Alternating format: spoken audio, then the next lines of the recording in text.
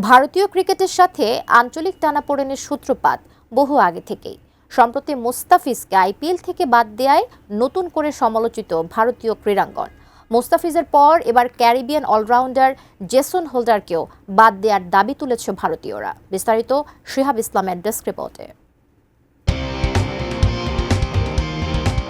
ভারত পাকিস্তান সম্পর্কের প্রভাব ক্রিকেটেও বহু বছর ধরেই বিরাজমান। দুই দেশের মধ্যে রাজনৈতিক উত্তেজনার কারণে দ্বিপাক্ষিক সিরিজও হয় না, এমনকি এশিয়া কাপ খেললেও একে অপরের সঙ্গে হাত মেলাতে অস্বীকৃতি পর্যন্ত জানায় ক্রিকেটাররা।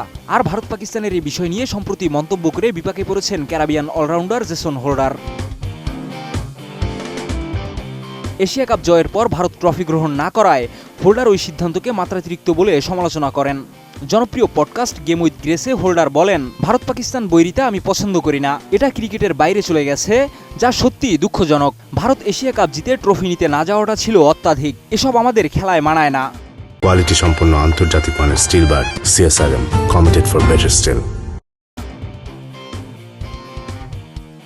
ক্রিকেটাররা সমাজের আইডল এবং তাদের আচরণ বড় ধরনের প্রভাব ফেলে সমাজে। হোল্ডার বলেন, ক্রিকেটাররা বিশ্বদূত। যদি আমরা বিশ্ব শান্তির কথা বলি, তাহলে আমাদের অর্থাৎ আইডলদের কাছ থেকে এমন আচরণ আশা করা উচিত নয়।